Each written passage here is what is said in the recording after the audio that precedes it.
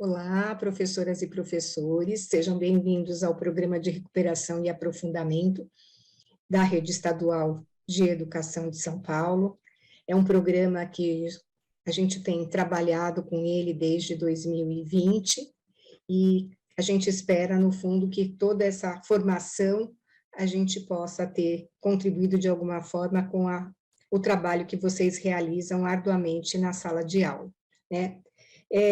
Hoje eu sou a professora Suzete, eu estou substituindo a professora Inês, que por motivos particulares não pôde estar presente nessa gravação de hoje. Vou fazer uma audiodescrição aqui para que vocês consigam pelo menos ter uma imagem, né, de como eu sou e onde eu estou. Eu sou branca, tenho cabelos lisos, na altura do ombro, tenho olhos verdes, sou baixinha, tenho 1,58 m e gordinha. Pode até ser que não apareça muito na tela, mas brincando aqui com vocês, eu sou uma pessoa mais fortinha, tá? Então, eu gostaria muito de agradecer vocês por vocês estarem aí, que a gente possa, de alguma forma, ir trocando, né, esses conhecimentos em relação à área de matemática para os anos iniciais. Vocês sabem que o programa de recuperação e aprofundamento tem como principal objetivo, né, proporcionar ao estudante a possibilidade dele aprender aquilo que é essencial no ano de escolaridade em que ele está cursando, né? E é importante, portanto, que haja um investimento também na formação de vocês, né? E é isso que o programa tem proporcionado, né, para os professores, para que possam, no fundo, né, ter esses conhecimentos mais aprofundados em relação à área de conhecimento, seja ela de língua portuguesa ou de matemática, mas que, no fundo, isso possa possibilitar melhor um planejamento, o acompanhamento e a organização de todo esse trabalho com os alunos aí do primeiro ano, tá? A gente está falando aqui especificamente do primeiro ano. Então, agora eu vou compartilhar com vocês aqui a minha tela, para que a gente possa ir desenvolvendo aqui o nosso trabalho de hoje, né? Então, como vocês já sabem, e que é de praxe, o desenvolvimento desse trabalho, a gente sempre inicia aqui falando do caderno Aprender Sempre, né? E como é que vocês podem acessar esse material, mesmo agora, durante a formação, né? Vocês podem clicar aqui nesse link, e aí vocês vão ter acesso ao volume de matemática, na SD5, volume 1, tá? Vamos para os nossos objetivos do encontro de hoje, né? A gente tem feito aí, sempre inicia revisitando as formações dos encontros anteriores, até para que vocês possam perceber qual é a organização e a articulação que a gente tem feito para o desenvolvimento do trabalho de matemática. Então, a gente está retomando aqui o pensamento geométrico, já que a nossa opção de trabalho de formação esse ano foi desenvolver aqui todos os tipos de pensamento e de raciocínios que aparecem no material Aprender Sempre, que são, no fundo, linkados com o próprio currículo em ação. Então, é nesse sentido que a gente tem trazido, né, essas interlocuções entre o currículo e o material, e como é que esses tipos de pensamento ajudam a gente a compreender melhor os raciocínios das crianças. Então, o nosso último encontro, a gente trabalhou com o pensamento geométrico. Então, hoje a gente vai recuperar o pensamento geométrico e vamos avançar no pensamento estatístico. Nós vamos analisar, em seguida, uma aula da sequência didática 5, onde aparece especificamente o pensamento estatístico. E vamos discutir uma sugestão para o trabalho de ATPC com foco no pensamento estatístico.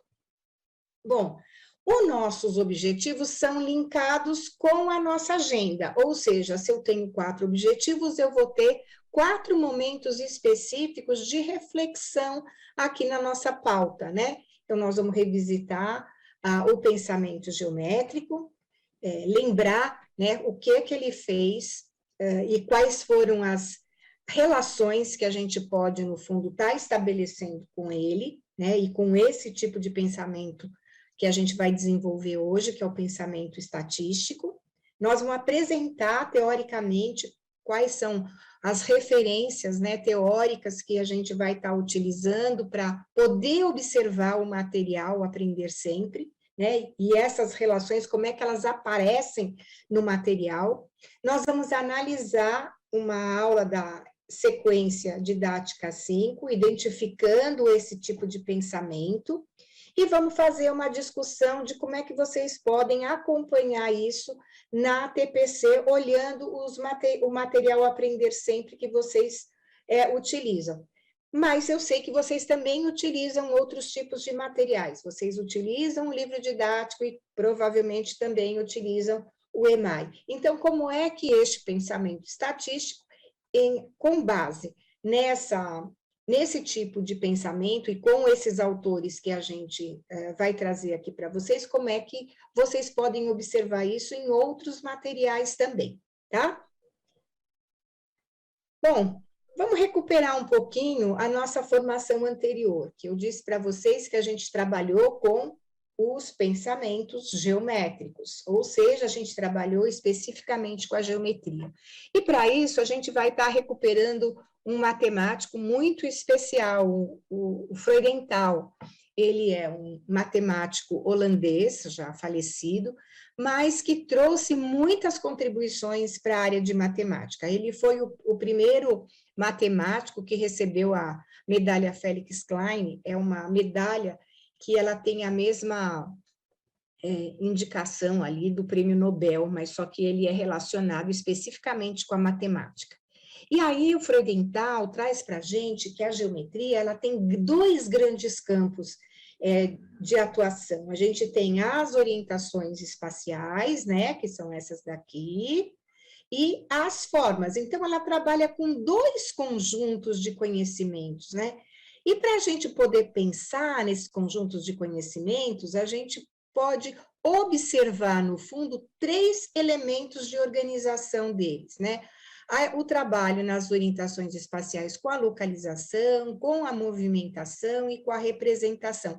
Então, são, no fundo, atividades importantíssimas que precisam ser organizados para que a gente desenvolva as orientações espaciais. Né? Eu acho que todos nós aqui já nos deparamos muitas vezes, hoje a gente tem o Waze, mas muitas vezes, antigamente, eu vou dizer, né, porque eu sou um pouquinho mais experiente, eu não vou dizer que eu sou um pouco mais velha, mas eu vou dizer que eu sou experiente, quando a gente tinha a oportunidade de lidar com os guias de ruas, né, ou guias de cidades, e a gente precisava se localizar, precisava chegar num determinado ponto. Então, o que acontece? Muitas vezes a gente olhava as pessoas na rua, né, com aqueles mapas, e você via ela virando, ela virava de um lado, virava do outro, e não sabia, no fundo, situar em que direção ela deveria ir. Então, esse trabalho com as orientações espaciais, eles são fundamentais para que a gente dê essa condição para os alunos, né? Uma condição de orientação, ou seja, de saber qual é o sentido e qual é a direção que esse aluno precisa ter a partir de alguns pontos de referência. Né? Então, este é fundamental, eu diria isso, principalmente aqui com as crianças do primeiro ano. Mas, além das orientações espaciais, a gente também tem o trabalho com as formas, né? A gente tem a possibilidade de conseguir enxergar quais são os níveis de conhecimento que as crianças vão desenvolvendo ao longo da sua escolaridade. E aí, o casal Van der Hille trabalhou um pouco na compreensão desses conhecimentos, né? no reconhecimento, na análise e na dedução informal e na dedução formal. Quando a gente pensa basicamente nas crianças do primeiro ano, a gente vai estar, no fundo, trabalhando muito mais esses dois conhecimentos, o reconhecimento e fazendo uma aproximação da análise, do que com a dedução informal ou da dedução formal. Então, vamos ver aqui um pouquinho o que eu trouxe aqui de exemplo para a gente poder fazer essas aproximações, primeiro com as orientações espaciais e depois com as formas, né? Então, vamos olhar aqui, ó. No trabalho de movimentação, é importante, né, que a criança possa utilizar aqueles dois elementos que eu falei, que é o sentido e a direção. Então, vamos pensar aqui, estou propondo para que o Pedro faça a movimentação nesse caminho aqui, que ele saia do ponto A e chegue no ponto B. Por exemplo, o que ele pode utilizar? Ele pode sair do ponto A, andar 1, 2, 3 casas, virar à direita e depois ir em frente. Ou seja, ir em frente quantas casas? 2. Mas eu também posso escolher um outro caminho para ele ir de A até B. E aí as crianças podem traçar essas orientações e falar sobre elas, né? Porque não é a mesma coisa eu representar e explicitar oralmente a minha orientação. Então, isso aqui é fundamental para que as crianças comecem a se orientar a partir de referências, levando em conta um sentido e a direção. Bom, o que mais que tem ali na questão das orientações espaciais? Eu tenho um trabalho com a localização. E aqui eu trouxe um exemplo onde, dentro dessa malha quadriculada, tem várias imagens, várias figuras. E eu quero descobrir qual é a figura que está entre o triângulo e a ampulheta. Bom, quem é que está entre esses dois? É o coração. E o que eu estou usando que é importante é a linguagem. Eu estou dizendo qual é a figura que está entre, né? Então, eu preciso estar trazendo esses elementos de observação para que as crianças possam ir identificando aqui. E a terceira é um trabalho de representação. Como, no fundo, a gente fez durante esse trabalho aqui de reorganização desse percurso, tá? Bom, vamos em frente. O trabalho com as formas, eu posso trabalhar tanto com as formas espaciais quanto as planas, e a gente viu aí que tem diferentes níveis de reconhecimento, né? De níveis onde a criança vai avançando nos seus conhecimentos e estabelecendo novas relações, novas propriedades, novas características em relação às figuras, tanto espaciais quanto às planas. Eu trouxe 2 exemplos diferentes que abordam níveis também diferentes de conhecimento. A primeira é a identificação, né? Identificar o nome com a figura, ou seja, eu tenho que estabelecer ali uma conexão entre esse objeto espacial e o seu nome, a sua nomenclatura. Então, o que acontece aqui? Essa primeira figura, se você perguntar, olha, como é que chama essa figura? A criança vai falar, será que essa figura é um quadrado? Não, né? Provavelmente, a gente vai ter que recuperar o que é essa figura. Essa figura, na verdade, é composta por faces quadrangulares. Quantas faces ela tem? Ela tem 6 faces quadrangulares. Então, por ela ser composta por 6 faces quadrangulares ou 6 faces que possuem quadrados, né? Que muitas vezes as crianças vão usar essa linguagem. O que acontece? Ela precisa saber o nome dessa figura. Então, qual é o nome dessa figura? Essa figura é um cubo. E essa daqui? Essa daqui, sei lá, é um cone? Não, o cone é aquela figura que parece aquele chapéu de palhaço. Então esse daqui não é um cone. Então esse daqui é um cilindro. Então a gente vai trazendo, no fundo, a representação do nome com esta imagem que essa figura tem. Então esse é o primeiro nível que as crianças vão desenvolvendo para poder fazer essa aproximação com o conhecimento do pensamento geométrico. E a segunda, que é um nível mais avançado, ele passa a identificar as características que são comuns entre duas figuras aqui. Bom, o que tem essas figuras em comum? Ah, preciso parar e pensar um pouquinho. Aí eu tenho essa primeira figura é um paralelogramo, porque agora eu já sei o nome dela.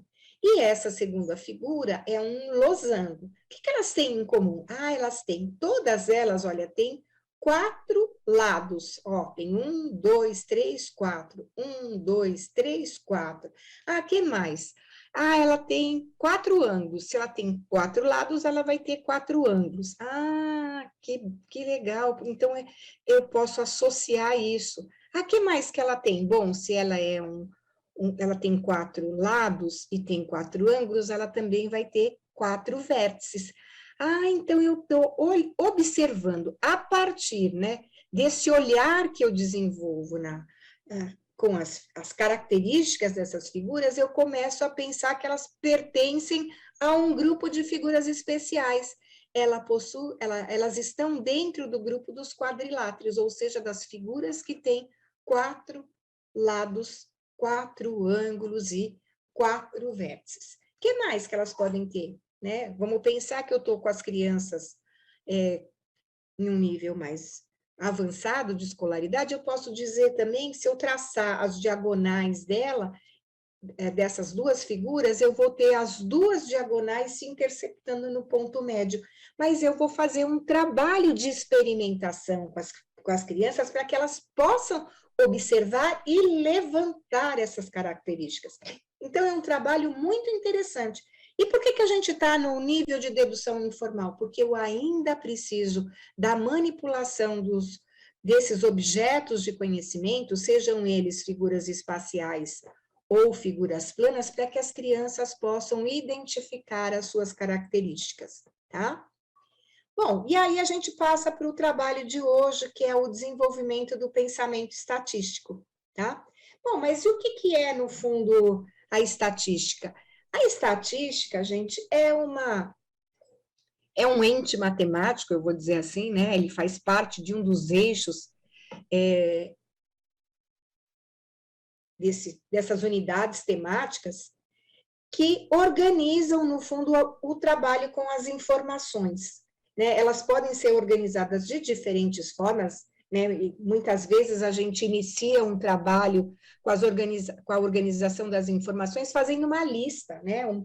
Uma lista onde a gente escreve tudo, depois a gente vai reorganizando e colocando esses dados ou em tabelas ou em gráficos, né? Então, é isso que basicamente o trabalho com a estatística. É um lugar da matemática onde é possível a gente sistematizar as informações que a gente pesquisa ou que se tem, no fundo, de informações a partir de algumas perguntas ou de alguns conhecimentos que a gente quer ter para poder tomar decisões. No fundo, tudo isso acontece porque ela permite, a partir dessa organização, que a gente observe, que a gente levante conjecturas, que a gente, no fundo, possa levantar hipóteses sobre os acontecimentos que estão organizados dentro dessas tabelas ou gráficos.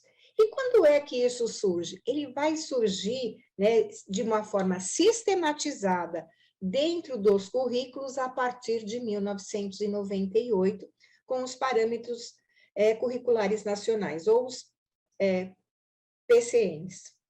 Por quê? Porque, no fundo, é uma demanda da sociedade pela compreensão da organização em gráficos e tabelas, que a gente se depara com eles durante todos os nossos dias. Né? Não tem uma vez durante o dia que uma informação não apareça na televisão ou uma informação no próprio rádio que traga para a gente reflexões sobre essas informações de forma organizada, tá? Então, ela é super importante que a gente compreenda sobre o que é mesmo esse assunto que a gente está tratando. Bom, as informações com base na estatística trazem o quê? Trazem uma credibilidade aos anúncios e às notícias. Por quê? Porque a gente matematiza essas informações. E, no fundo, a matemática, ela é extremamente legitimada pela sociedade como um lugar de que traz uma seriedade em relação aos anúncios e às notícias que se tem. Então, à medida que a gente coloca isso, né, num gráfico ou numa tabela, parece que ela ganha uma maior importância. E, portanto, se ela ganha uma maior importância, a gente precisa saber avaliar esses dados que são apresentados para a gente. De modo que isso, né, a partir dessas avaliações que a gente possa levantar argumentos que possam dar a veracidade ou não desses dados que são apresentados em tabelas ou em gráficos, tá? Então, é importantíssimo que a gente, no fundo, saiba do que a gente está tratando, né? Quais são essas informações e, no fundo, estabeleçam ali relações e conexões cada vez mais próximas da nossa realidade, e que permitam, no fundo, a gente argumentar com muito mais força em relação a aquilo que a gente está observando, que nem sempre aquilo que a gente observa é aquilo que está sendo explicitado em uma informação. Ele vai, no fundo, chamar a atenção para aquilo que é mais relevante, tá? Bom, então, por que a gente está estudando essa questão do pensamento estatístico, né? Campos indica que um aluno revela o pensamento estatístico quando ele é capaz de entender um processo no seu todo, quando percebe as diversas relações e os significados das variações de dados, e quando ele consegue formular novas questões e especulações em cima daquelas informações que são apresentadas ou em gráficos ou em tabela, né? Alguns autores também fazem essa distinção entre pensamento estatístico e pensamento e raciocínio estatístico. A gente aqui não vai chegar nessa minúcia, né, de fazer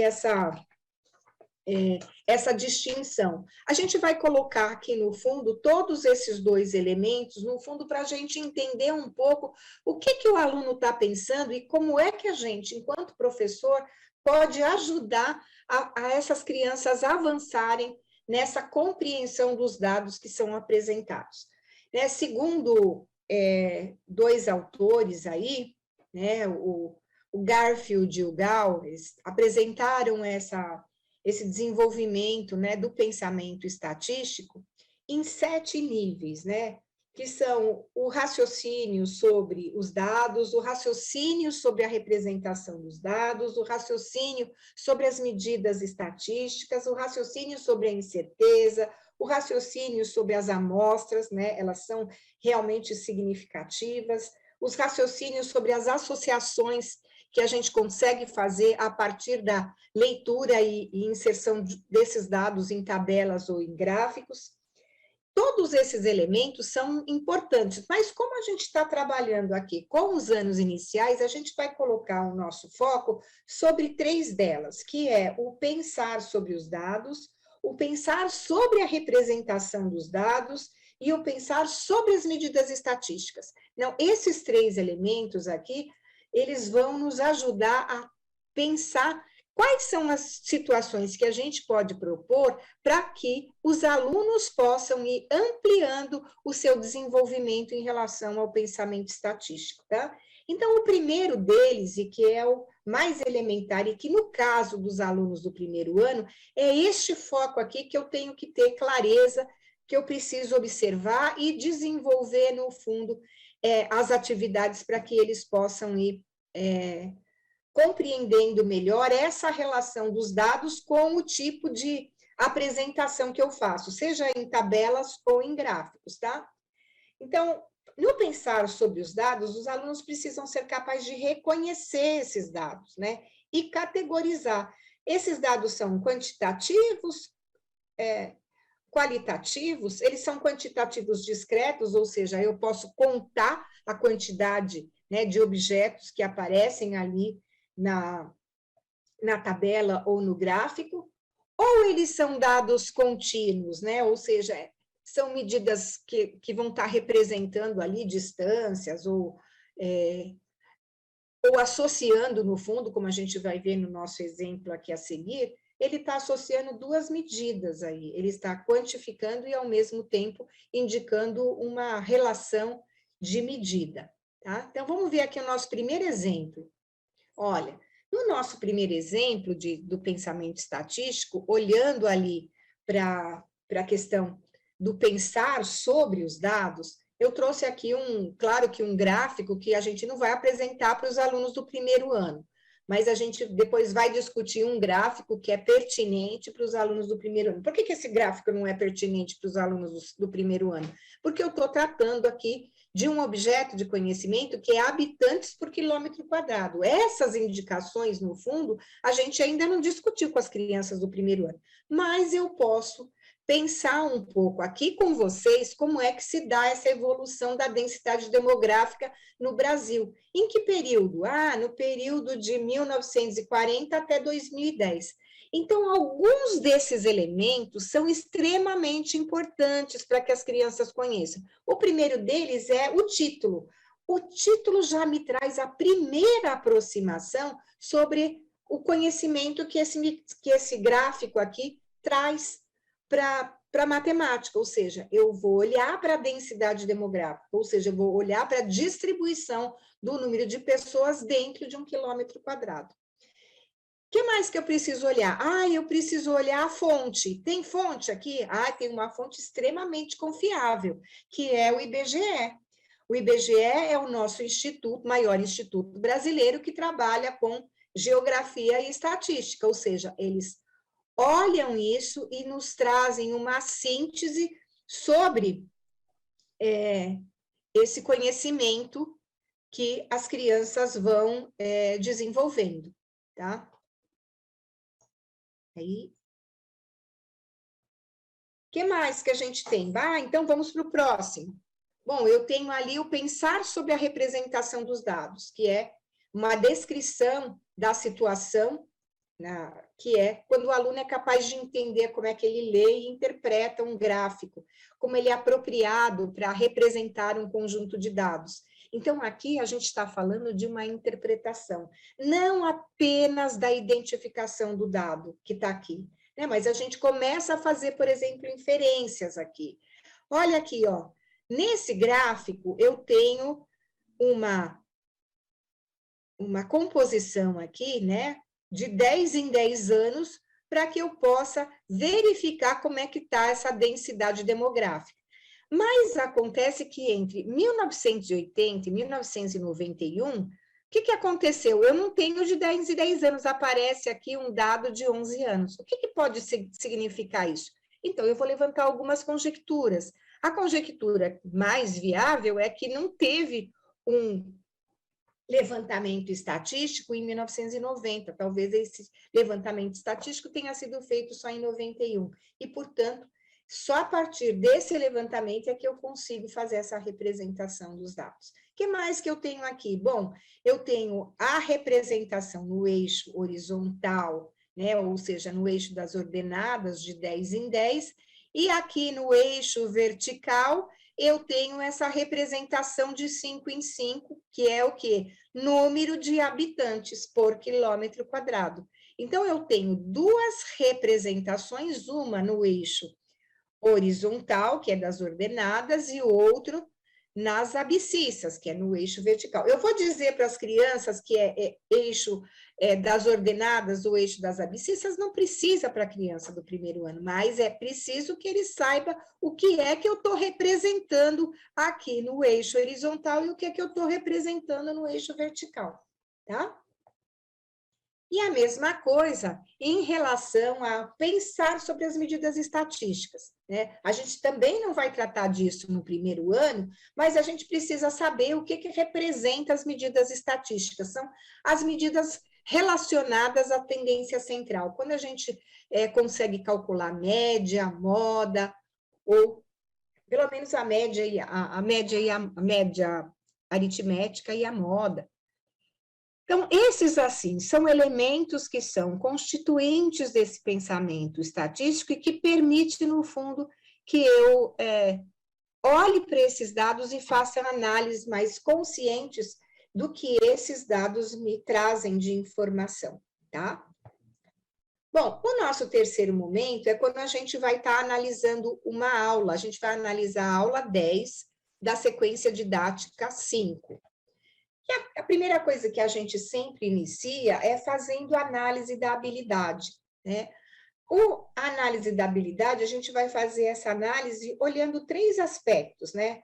O processo cognitivo, que é, no fundo, qual é o verbo que ela apresenta aqui, que me diz qual é a ação que essa criança vai ter que realizar quando ela for desenvolver essa atividade. O que eu espero, no fundo, que ela aprenda? Eu espero que ela aprenda a ler dados. É isso que eu quero. Aonde? Quando eu digo onde, eu estou falando especificamente do objeto de conhecimento matemático. Eu estou falando que eu quero que ela aprenda a ler dados aonde? Em tabelas e em gráficos de coluna. E eu tenho um contexto que também a criança pode observar, que é o contexto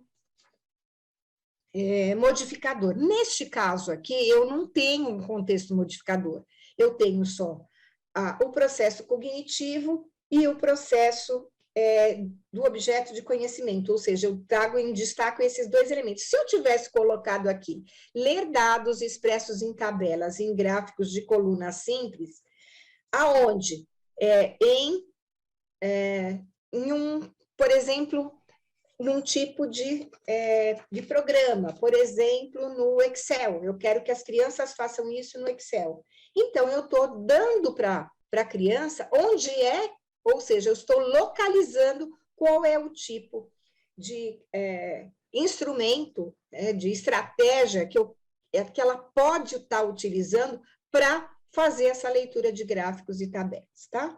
Então, é nesse sentido que eu, conhecendo quais são estes 3 elementos que compõem essa habilidade, eu vou ter ideia de qual esses processos que as crianças vão estar passando para poder compreender, no fundo, essa habilidade, chegar, no fundo, ao alcance dela.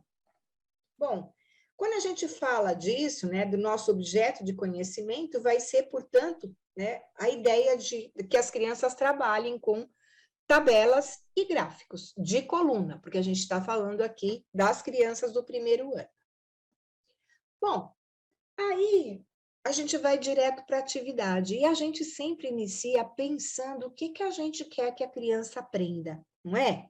Eu sei que vocês têm todo esse cuidado na hora que fazem a leitura e o desenvolvimento do trabalho lá na sala de aula, eu preciso saber, preciso compreender o que é que eu vou fazer aqui, o que é que eu quero que a criança faça. Eu quero que a criança conheça e leia informações organizadas em gráfico.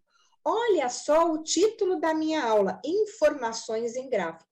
Ou seja, eu estou direcionando o meu olhar para que as crianças possam olhar para este gráfico aqui, para um gráfico de coluna. Bom, aí vocês podem estar dizendo para mim, mas meus alunos ainda não sabem o que é esse tipo de gráfico. Bom, se ele não sabe, a gente pode trazer alguns gráficos para eles observarem, né? É interessante levar para eles gráficos de colunas, gráficos de barra, gráficos de linhas, gráficos de setor, conhecido como gráficos de pizza. Para quê? Para que eles possam perceber que o universo, né, de gráficos é muito grande. Não é apenas esse que a gente está mostrando aqui, que a gente inicia, no fundo, o trabalho com a construção e a leitura de gráficos de coluna. É importante que ele saiba, os alunos vão construir um gráfico de linha ou um gráfico de setor? Não, mas eles se deparam todos os dias com esses tipos de informação. Então, é importante que a gente traga para eles, né, outros tipos para que eles possam fazer essa identificação. O que mais que é importante quando a gente apresentar essa atividade para eles? Bom, é novamente chamar a atenção de alguns elementos que são fundamentais, que é o título e a fonte. Qual é o título? Frutas prediletas do primeiro ano, ou seja, eu já trago aqui a minha primeira aproximação sobre o significado desse trabalho que eu estou desenvolvendo, né? Então, aqui o que eu vou ter? Vou ter frutas prediletas. Quantas frutas prediletas eu tenho para o desenvolvimento do trabalho? Eu vou ter 4 frutas. Eu vou ter a maçã, o morango, a banana e a melancia. Então, neste caso aqui, foram essas informações que as crianças vão ter que fazer a leitura desse material. Outro ponto importante é a gente chamar a atenção para a fonte. Qual é a fonte? É uma turma do primeiro ano e essa atividade foi elaborada para o material Aprender Sempre, ou seja, ele foi elaborado para fins didáticos, para que a gente possa se deparar, para que a gente possa se debruçar sobre este conhecimento, né? Sobre a leitura de dados em gráfico. O que mais que eu preciso chamar a atenção das crianças? Ah, e o que eu tenho aqui no meu eixo horizontal? Ah, no meu eixo horizontal eu tenho as frutas. E no meu eixo horizontal, no meu eixo vertical, desculpa, no meu eixo vertical eu tenho a quantidade de frutas que que esta turma do primeiro ano escolheu, tá?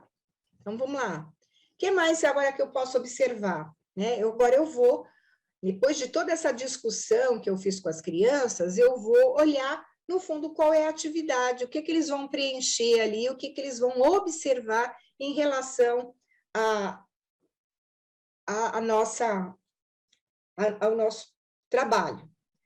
Bom, eles vão conversar, né, com você e com os colegas, vão olhar o título, como a gente já fez, e vão descobrir quais são as informações que ele traz.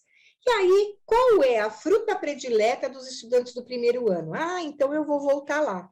Bom, a fruta predileta é aquela onde eu tenho a maior coluna. Qual é a coluna maior que aparece aqui? Ah, é morango. Ah, quantas crianças escolheram morango como sua fruta predileta? Ah, então eu vou olhar a coluna, né?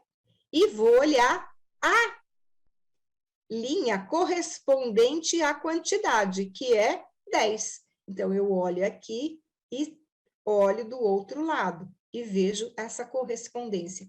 Ou seja, eu tenho aqui uma junção entre linha e coluna que vai me dar exatamente o valor desta coluna, tá? Quantos estudantes escolheram, portanto, morango? Ah, e a gente viu que é 10. E quantos estudantes preferem a banana? Ah, então vamos olhar aqui, coluna, né? Essa coluna que é da banana, e vou lá ver a correspondência dela, que dá 6, tá?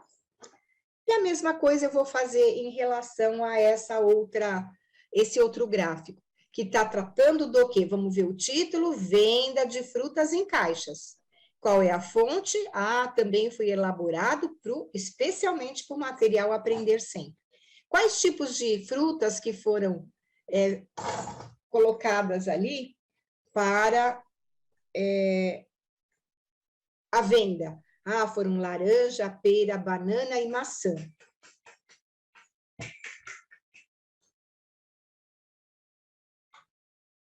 Ah, então, qual foi a fruta mais vendida? Ah, a fruta mais vendida foi laranja. Como é que a gente sabe? Olhando aqui a maior coluna. Quanto ela corresponde? Ela corresponde a 20 caixas. Ah, então eu quero saber quantas caixas de cada fruta foi vendida. Então, a gente já viu que laranja foi 20, vamos ver pera. Então, eu olho aqui na coluna da pera e vejo qual o correspondente. Ah, 5 caixas. Vou lá na coluna da banana e vejo qual é a correspondência, né, na quantidade. A gente viu que é 15. A mesma coisa em relação à maçã. Eu vou na coluna da maçã e vejo qual é o correspondente dela. Ah, 10 caixas, tá? Então, todas essas informações, elas precisam ser ajudadas para que as crianças observem isso. Não é imediato olhar linha e coluna e fazer esse cruzamento. Então, é preciso que a gente ajude as crianças a observar isso, tá? Então, eu sei que parece, né, para a gente que é adulto, que se depara com isso todos os dias, que é uma indicação muito simples e uma coisa muito fácil para compreender, mas isso não é para a criança do primeiro ano, tá? Bom, a gente viu aqui como é que a gente pode, né, fazer essa indicação.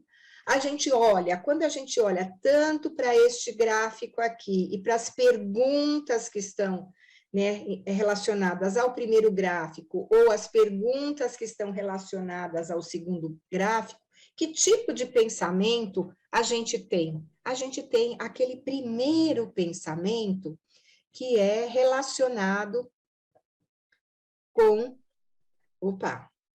como pensar sobre os dados, né? Ou seja, eu estou ali naquele momento onde as crianças vão reconhecer, né, as informações que estão ali naquele gráfico. Então, ele vai olhar para o título, ele vai olhar para a fonte, ele vai fazer aquela correspondência, né? Olhar para a coluna e ver qual é a correspondência quantitativa que tem no eixo vertical. Então, são coisas que as crianças vão aprendendo aos poucos.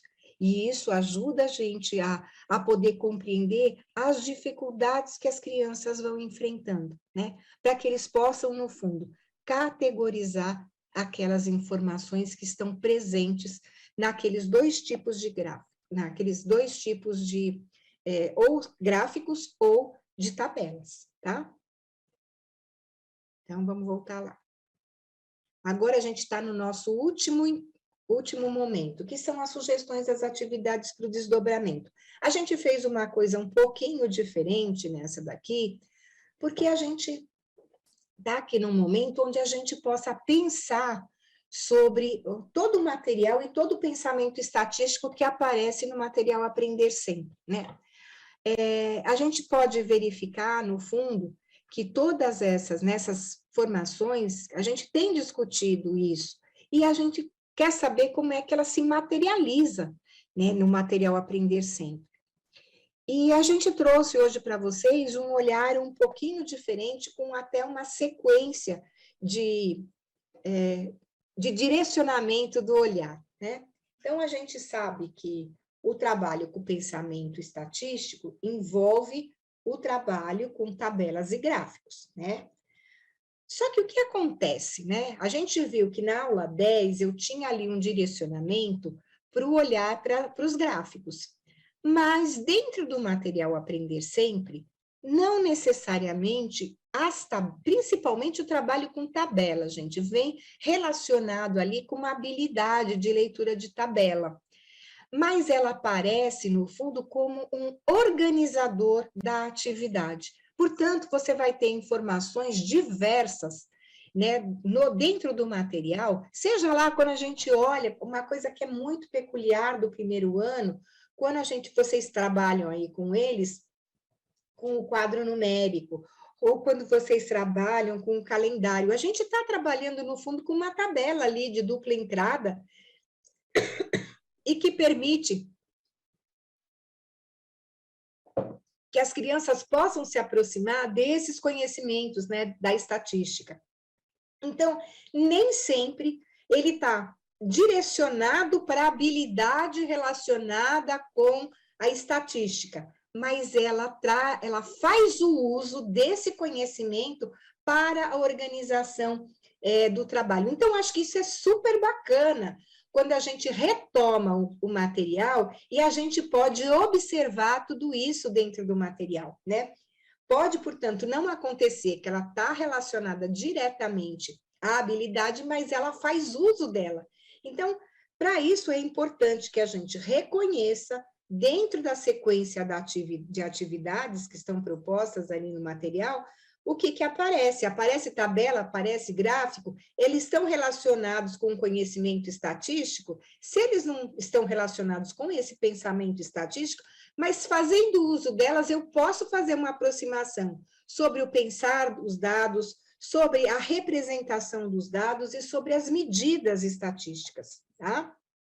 Então, a nossa sugestão, no fundo, aqui, é que vocês retomem ali o material, né, da sequência didática 5 e vocês possam fazer uma observação aqui, uma coisa muito simples de marcar xizinho, viu, gente? Você marcar, bom, na atividade 1 aparece ali a habilidade específica para o conhecimento estatístico?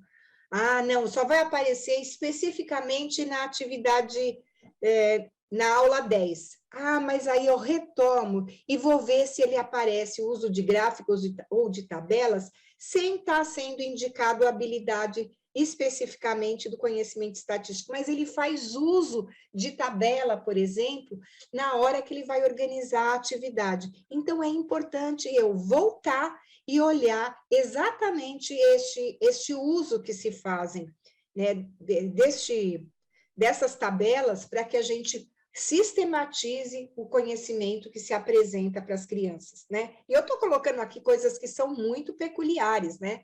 Como eu coloquei o calendário, por exemplo. O calendário faz uso de tabela, né? O calendário em si é uma tabela. E qual é o tipo de pensamento estatístico que a gente está evidenciando? Provavelmente, no primeiro ano, a gente vai estar com um olhar focado sobre o pensar sobre os dados. Então, isso é importante que a gente chame a atenção dos alunos para a compreensão desses dados que aparecem ali, tá? Mas eu posso também fazer uma outra sugestão para vocês, né, à medida que vocês forem trabalhando com os alunos, de, no fundo, né, a gente pode tirar essa parte aqui da tabela e focar no tipo de pensamento que apareceu na atividade. E, em vez da aula, a gente coloca o número aqui dos alunos. Ah, eu tenho 25 alunos na minha turma. Aí, na hora que você estiver fazendo a atividade, você pode explicitar aqui, né, o aluno conseguiu, né, pode colocar um S ou um C de conseguiu, pensar sobre os dados. Ou eu posso dizer, colocar aqui teve dificuldade, né, para pensar sobre os dados, ele precisou da minha ajuda. Então, eu faço aqui uma organização muito simples e que me permite, no fundo, ter um mapeamento do conhecimento da minha turma sobre o tipo de pensamento estatístico que a gente está estudando aqui, que eu trouxe aqui de reflexão para vocês. Então, são, na verdade, instrumentos organizacionais do acompanhamento dos alunos que podem, no fundo, ajudar vocês a terem maior certeza sobre, né, os avanços que os alunos vão tendo e também sobre mapear melhor as dificuldades que estão relacionadas com esse tipo de pensamento aqui, tá? E, por último, a gente tem aqui uma sistematização da nossa formação. A gente revisitou o pensamento geométrico, falamos um pouco do pensamento estatístico, analisamos a aula 5 e demos uma sugestão, né? Para vocês mapearem aquilo que vocês têm na sequência didática 5, relacionadas ao pensamento estatístico e à própria estatística, mas também a gente deu uma sugestão aqui de como é que vocês podem utilizar esse mesmo instrumento para avaliar o que os alunos se aproximaram deste conhecimento estatístico aqui que a gente veio discutindo, né? O pensar sobre os dados, o pensar sobre a representação dos dados e o pensar sobre as medidas estatísticas. Aqui no final a gente tem as referências que nós utilizamos para a construção dessa pauta. E agora eu vou. Aqui a gente tem as referências que a gente utilizou para o nosso trabalho de hoje, né? Toda a parte teórica que fundamentou o nosso trabalho. E eu gostaria aqui de poder me despedir de vocês, agradecendo a oportunidade de estar aqui e discutir um pouco mais, né, o pensamento estatístico e a matemática que a gente está desenvolvendo aqui com os alunos do primeiro ano, estabelecendo, no fundo, conexões com todo o material do Aprender Sempre. Tá? Muito obrigado Até a nossa próxima formação.